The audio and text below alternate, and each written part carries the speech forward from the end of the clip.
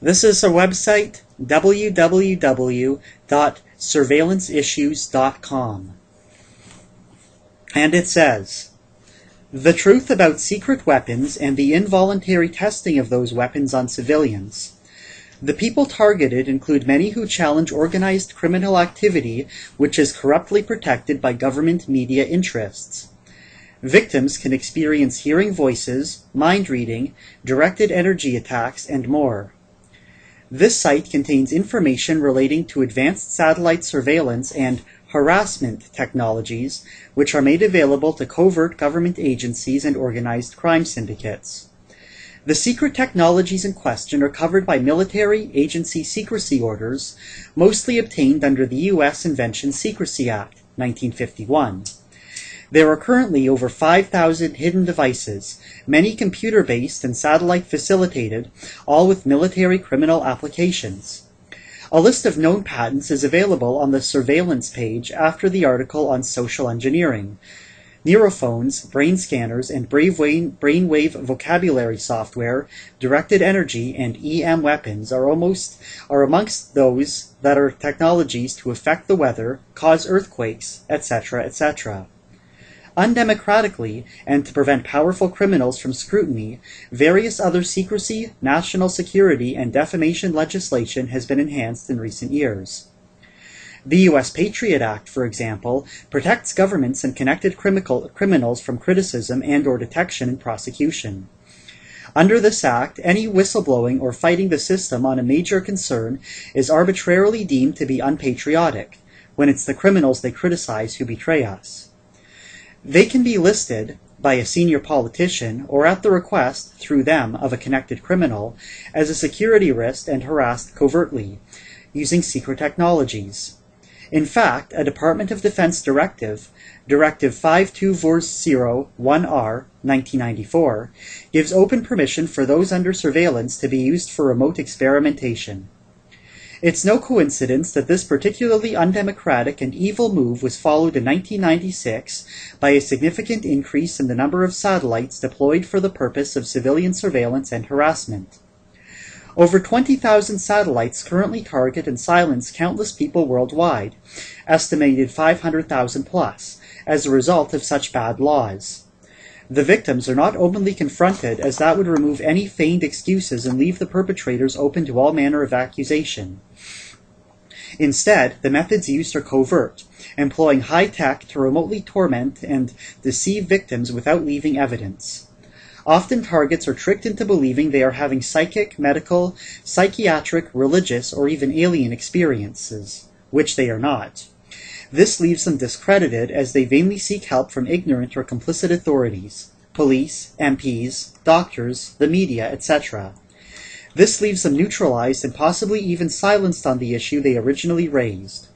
This, along with various research aspects, is the purpose of the exercise. The situation is getting worse, not better, and with more and more secretive, undemocratic legislation being sneaked past the unwary public all the time.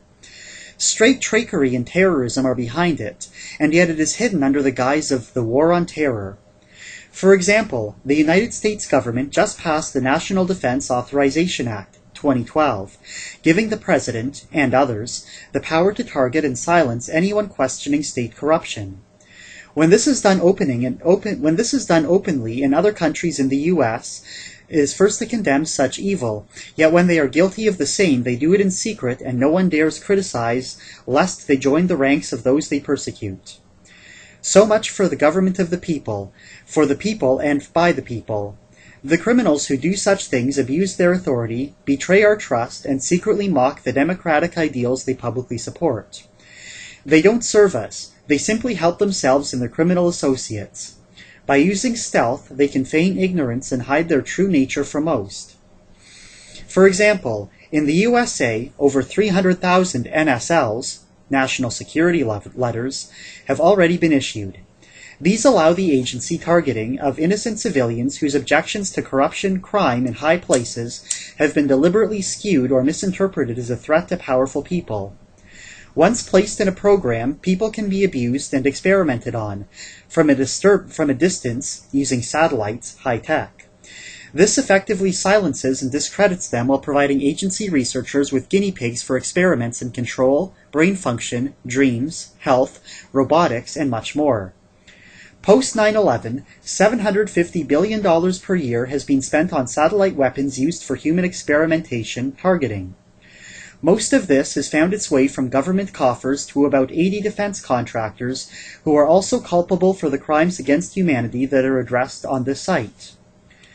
There is a circular catch-22 type problem in that governments are classified covers to hide criminal activity, especially if it is an unconstitutional act. But targets can't prove any because it has been classified. For example, NSA whistleblower William Binney in an interview, see youtube.com, points out that Executive Order 13526, Section 1.7, covering classified status allocation, specifically says that you cannot classify information merely to cover up a crime. Even if devices or procedures are classified, this also applies to them and information on them when they are being used for criminal purposes.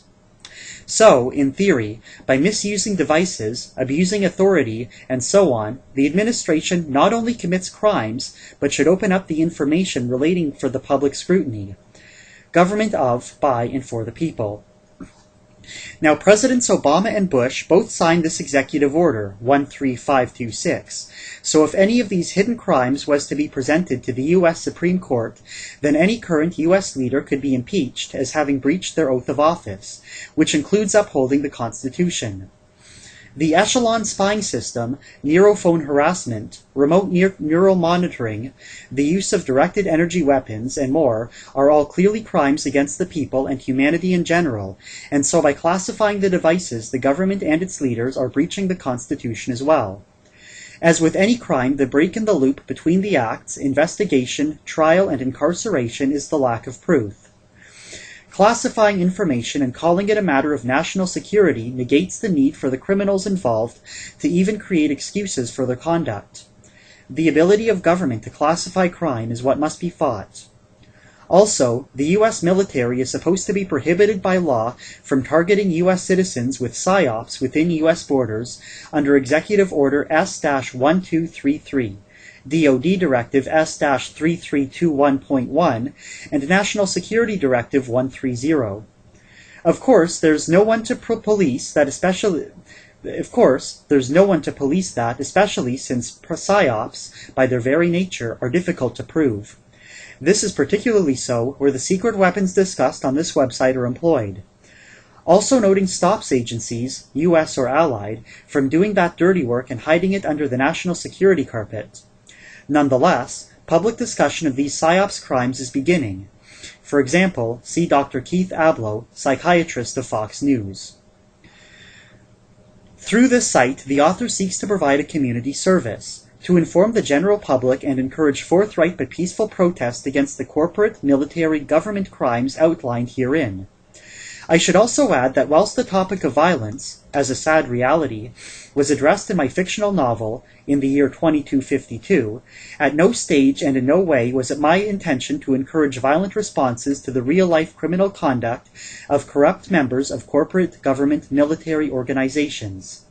Passive resistance to oppression is the only acceptable method, but resist we must.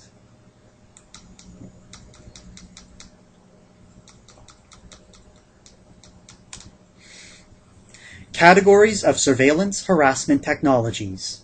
Source: U.S. Congress Office of Technology Assessment. Electronic eavesdropping technology. Audio surveillance. Radiating devices and receivers. For example, miniature radio and ultrasonic transmitters. Non-radiating devices. For example, wired surveillance systems including phone taps and concealed microphones. Tape recorders. Laser-facilitated listening devices, rifle mics, and other remote equipment, including satellites. Even phones can be made hot on the hook, i.e. turned into microphones when not in use. Optical imaging technology, or visual surveillance. Photographic techniques, including zoom lens and infrared cameras. Television, for example, closed circuit. Night vision devices, for example, image intensifiers.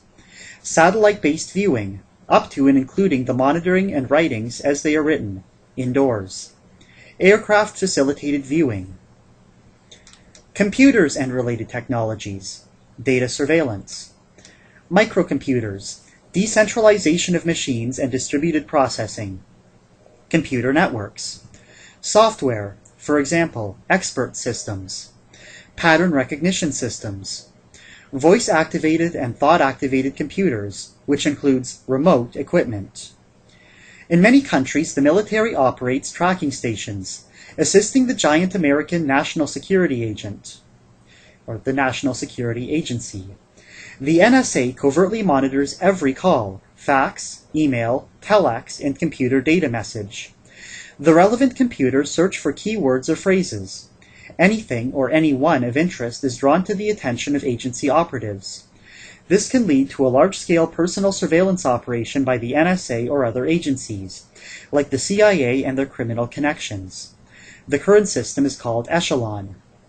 Sensor technology, magnetic sensors, seismic sensors, infrared sensors, strain sensors, electromagnetic sensors, including brainwave sensors. Other devices and technologies, CB radios, vehicle location systems, including satellite tracking, machine-readable magnetic strips, polygraphs, voice stress analyzers, laser interception devices, cellular radio, anti-personnel weapons, sonic and phaser weapons, as well as psychotronic weapons, which target the nervous system. These have been trialed in riot control in France, etc. Scalar wave weapons. Scalar waves emulate naturally from living organisms and the Earth itself. Infrasound weapons, including various forms of illness from remote sources, also used on dissidents in France. Neurophones and similar, more advanced technologies, satellite or ground-based. These can deliver oral harassment via microwaves or lasers aimed at the target. Visual harassment laser systems. These deliver blurred vision, holographs, and so on to disorient the target and/or experiment, victims' reactions being monitored to study how best to control targets. Brainwave monitors, analyzers, remote sensing. These newer technologies actually allow the target's thoughts to be interpreted. Over-the-horizon technologies. These facilitate ground-based methods of harassment. For example, the Alaskan HARP project, which bounces signals off the ionosphere. The NSA's Echelon and PRISM systems, which are now in the public domain thanks to whistleblowers, monitor all telecommunications worldwide. Programmed phrases, words, are highlighted, and those drawing the attention of the computers monitoring are then targeted by operatives using other technologies. The principal targets are not terrorists or criminals, but rather opponents of those powerful criminals who are protected by this very system. National security claims are a bogus excuse for establishing such systems and then misusing them in secret. Nota bene. There are literally hundreds of ways of tracking the Earth's inhabitants which are available to corrupt agency officials and their criminal contacts. For example, the Mafia. The last 7 are examples of devices used to covertly menace political targets who do not have a public profile. Most can be satellite-based, and anyone can be targeted, provided they have neither influence nor contacts in public life. Government secrecy provisions help to prevent public disclosures regarding these technologies. However, there is more than an element of corruption, complicity, evidence amongst politicians, journalists, and other public figures who are aware of what goes on. Others are afraid to interfere. Further information. It is evident that countless people, worldwide, have already lodged complaints about the following technologies. They are available to government agencies, defense contractors, and organized crime figures. The neurophone.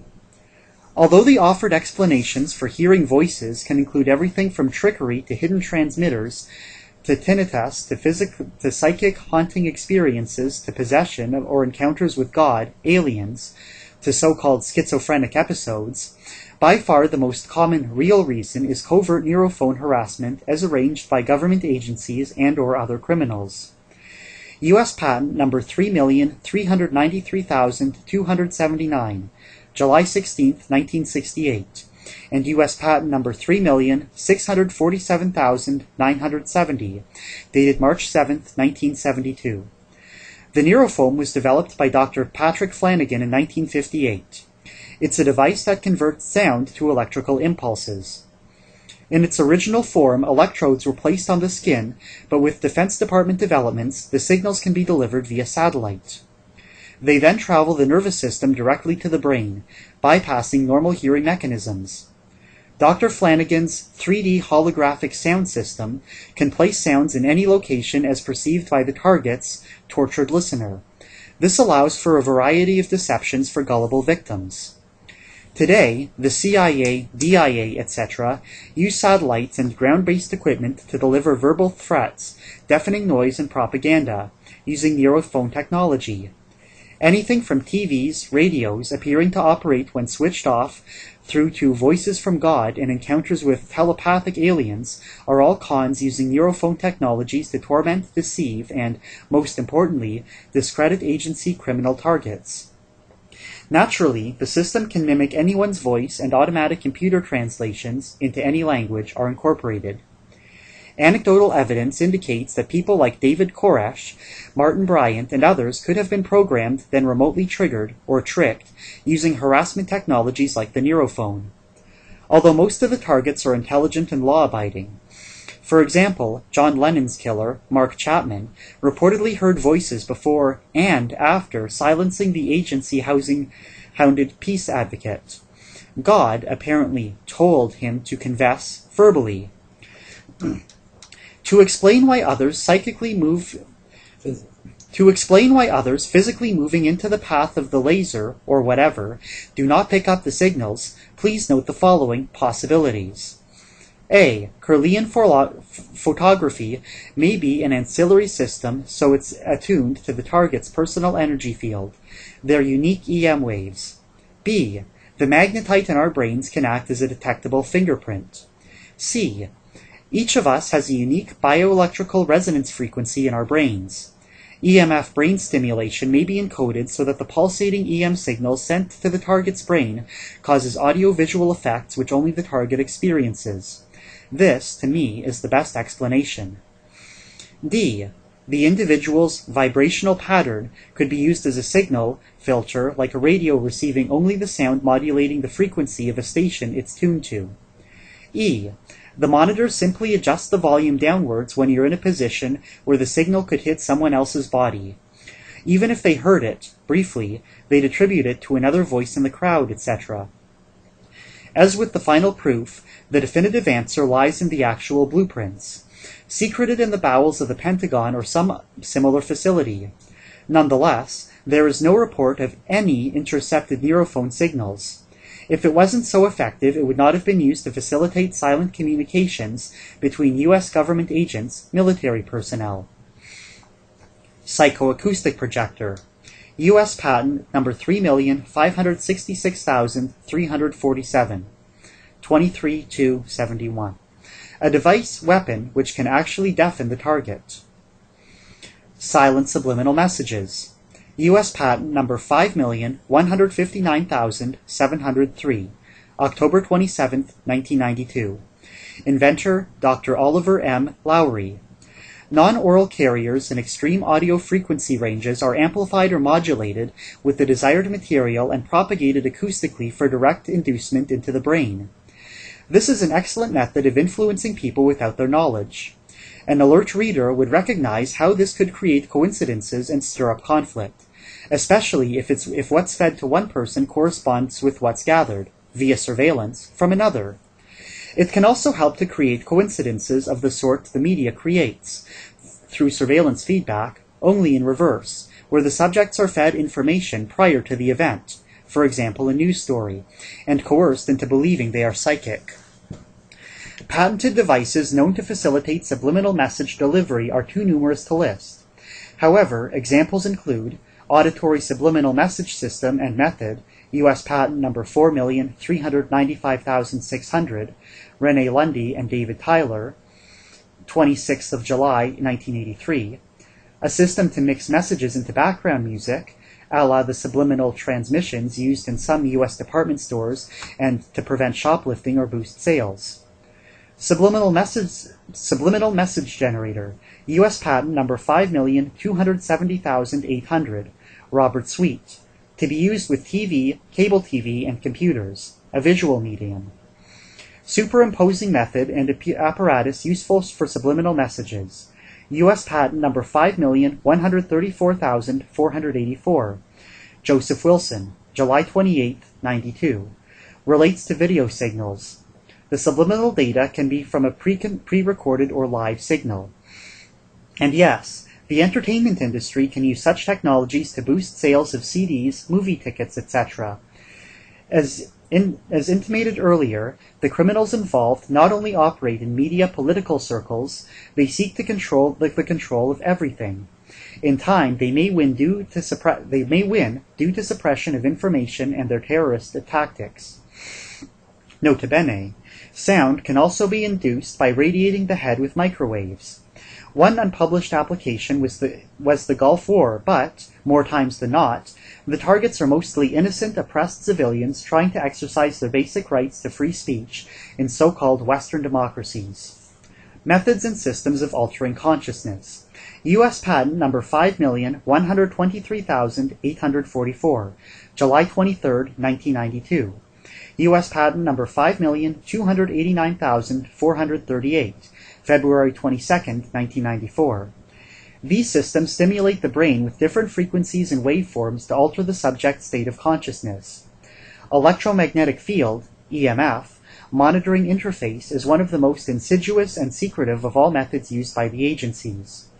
Nota bene, similarly, EEG cloning feeds back the results of EMF monitoring in an attempt to induce emotional responses, for example, fear, anger, even sleep, etc. This could possibly work on certain members of a crowd or audience. Again, this could facilitate scams, etc. Dr. Ross Addy concludes that all aspects of human behavior can be affected, even controlled. He used 0.75 milliwatts per square centimeter of pulsed modulated microwave at a frequency of 450 megahertz. Notably, the Alaskan HARP project, featuring the B.J. Eastland patented technology, U.S. patent number 4,686,605, from April 11, 1987, method and apparatus for altering a region in the Earth's atmosphere, ionosphere, or magnetosphere, and others, also facilitate experiments in the disruption of human mental processes. It's the largest, most versatile radio frequency radiation transmitter in the world, also allowing experimentation in weather modification, wireless electrical power beaming, and communications disruption. It's systems like this which could one day see attempts made to brainwash control entire populations. And that is just as feasible as wholesome nuclear holocaust. Microwave weapons. 20 years ago, a scientist, Alan Frey, found that if a microwave carrier were to be sliced and carried audio modulation, that modulation could be heard by someone in the signal's path. The thin pulses of radio carrier wave cause currents to flow through the nervous system. The result is a remote transmission. No wires or contact is needed. A hearing system, U.S. patent number 4,877,027, October 31, 1989. Wayne Brunker. A hearing device, U.S. patent number 4,858,612, August 22, 1989. Philip L. Stocklin. For example, the latter involves microwaves aimed at the auditory cortex. A mic turns the sound to electrical signals which are treated so to provide multi-frequency microwaves which are applied to the brain area. Whatever sound the mic picks up, like a voice, is relayed to the target. The first known experiment with microwaved voices was conducted by Sharp and Grove in the early 70s. However, the Defense Intelligence Agency and ARPA, the Advanced Research Projects Agency, are principally to blame for the abuse of such technologies since, for example, Project Pandora, etc. The CIA's Langley Research Center, as well as an army of mad scientists working in Energy Defense Department labs across the U.S., are also responsible. As with the NASA Apollo program, many of those originally involved were ex-Nazi or Russian Cold War scientists. even World War II Japanese, recruited, regardless of earlier crimes, to commit more crimes, this time for the USA. It's worth noting the reported experiments carried out in bygone days included the MK-Ultra, mind control, LSD experiments, German nuclear fallout testing, or military and civilian personnel, electroshock treatment on institutional victims, and so on. The U.S. Energy and Justice Departments are now involved in such programs so the U.S. can escape violation of International Defense Agency treaties. That's also why the D for defense was dropped from DARPA. In any event, once the technology is labeled top secret classified, they can use it in any way they like on anyone. God bless America. Brainwave monitors, analyzers. Lawrence Pineo, a neurophysiologist and electronic engineer working for Stanford Research Institute, a military contractor, is the first known pioneer in this field. In 1974, he developed a computer system which correlated brainwaves on an electroencephalograph with specific commands. In the early 1990s, Dr. Edward Taub reported that words could be communicated onto a screen using the thought-activated movements of a computer cursor. Currently under secrecy provisions, classified. In 1994, the brainwave patterns of 40 subjects were officially correlated with both spoken words and silent thought. This was achieved by a neurophysiologist, Dr. Donald York, and a speech pathologist, Dr. Thomas Jensen, from the University of Missouri. They clearly identified 27 words, syllables, in specific brainwave patterns and produced a computer program with a brainwave vocabulary. It does not take much thinking to realize that the U.S. agencies have access to a perfected version of this technology. In fact, the relevant computers have a vocabulary in excess of 60,000 words and cover most languages. In fact, the NSA Signals Intelligence monitors the brainwaves of their targets by satellite and decode the evoked potentials, 3.50 Hz, 5 milliwatts, that the brain emits. So, using lasers, satellites, and high-powered computers, the agencies have now gained the ability to decipher human thoughts, and from a considerable distance, instantaneously. How is it done?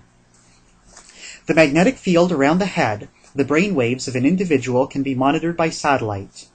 The transmitter is therefore the brain itself, just as the body heat is used for iris satellite tracking, infrared, or mobile phones or bugs can be tracked as transmitters.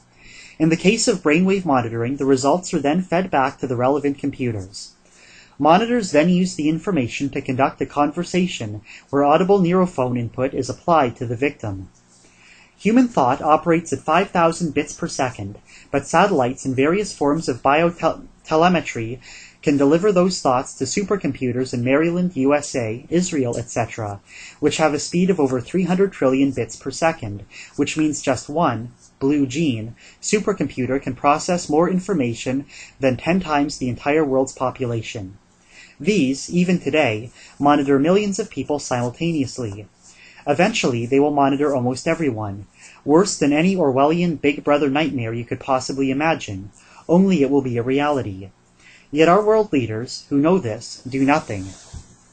Nota bene, whilst the live human comments are individualistic and unrelated to the victim's own thought processes, oftentimes the artificial intelligence involved will parrot standard phrases. These are triggered by your thoughts while the human monitors remain silent or absent. To comprehend how such terrible a thought invasion of privacy can be, imagine being quizzed on your past as you lie in bed. You eventually fall off to sleep, having personal or induced dreams, only to wake up to the monitors commenting, ridiculing your subconscious thoughts, dreams. If the ability to brain scan individuals expands from the million or so currently under scrutiny to include all inhabitants of the planet, as per the Echelon surveillance system which already monitors all private commercial telecommunication, then no one will ever be able to even think about expressing an opinion contrary to those forced on us by the New World Order. There will literally be no intellectual property that cannot be stolen, no writing that cannot be censored, no thought that cannot be suppressed, by the most oppressive, invasive means. Conclusion.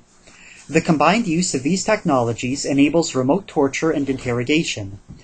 Memories are triggered by neurophone questioning, and the brainwave analyzers deliver the answers.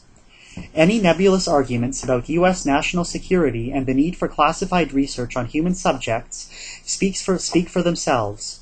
The writer has a copy of a White House internal memo signed by Bill Clinton on these matters. Remember that in the past, CIA mind control experiments have involved LSD as well as electroshock treatment. The MKUltra mind control program itself is infamous, as are the instances where implants have been detected by X-rays, etc. Also, there are those experimented under the cover of alien visits. Today, neurophone and mind-reading technologies are at the forefront of similar programs. In many ways, these new technologies are an even more sinister means of conducting illegal human experiments. Colonel John Alexander, advising head of NATO's non-lethal weapon initiative, is the main proponent of these technologies. He favors all manner of devices which can, from a distance, induce illness, read minds, and covertly harass innocent targets. If he could, he would implant a microchip in each newborn child and initiate a mind control program designed to brainwash the entire planet, or at least those not fully in tune with their new world order. Even to entertain such a thought is criminally insane, yet he has said such things in public. In fact, Scientific American magazine and the major Scandinavian newspaper, Helsingin Sanomat, have suggested all people will be implanted with a DNA microchip in the future. For example, Prince William has already been implanted, for location purposes, while some U.S. military agency personnel, including NASA astronauts, have been implanted so as to study their thoughts, emotions, etc. Think of the possibilities for robotics and cloning in the future. Remember, these technologies, developed for times of war and terrorism, are, post-Cold War, being used today on lobbyists, intellectual dissenters, and peaceful activists, to discredit and silence them. So much for democracy. Notably different methods are often used on different victims within a certain area, city, so as to avoid providing a pattern for investigators to observe. This also provides a cross-section of political targets for their experimental programs. It is also noteworthy that some of the victims are ex-agency military personnel who have rebelled or tried to blow the whistle on corrupt practices within these organizations.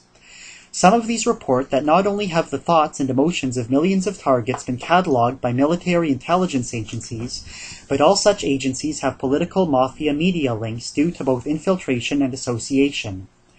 Many of the actual monitors, harassers, are also recruited from the worst possible sources. These people also report that experiments in controlling voters by these remote methods will be tried in Haiti, Bosnia, etc., and that in 1994, the US DoD proposed using such technology on all individuals opposing their views, and competitors, etc. The DIA would know. Nota bene, these technologies are variably used in conjunction with satellite, audio-visual, surveillance, creating the effect of an electronic POW concentration camp. Mental rape is only one of the many crimes committed in this mobile environment. For example, scientists, writers, political military leaders, etc. can have their intellectual property stolen at the source. Without doubt, the computers store and analyze the intelligence gathered by surveillance harassment technologies. Their vast memories allow detailed studies of how the human mind works so as to learn how to influence and/or control people. Duplicating these processes for robotics and other artificial intelligence purposes is another sinister goal. The US and other world governments are guilty of fostering gross human rights abuses by using these methods. Their covert operators can now do their worst without fear of detection. The cost is justified by the control gained and the experimental results achieved. Of course, as with the space program and military expenditures in general, the funds used could be better spent solving real problems like hunger, disease, poverty, and crime.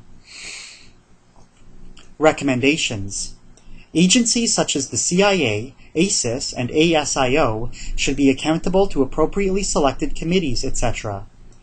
Military units, like Australia's DSD and the US DIA, should not have the right to access satellite or other technologies to spy on or harass law-abiding citizens, especially in their own country.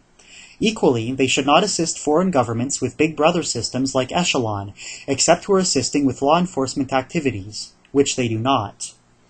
Federal police should be able to access oscillating scanners and EEG machines like SQUID, Superconductor Quantum Interface Detector, through the Defense Department or appropriate facilities.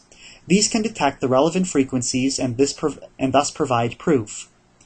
There needs to be a United Nations Satellite Committee to oversee developments in satellite technology from a humanitarian perspective. UN weapons inspectors should include non-lethal weapons and satellite weaponry on their checklists.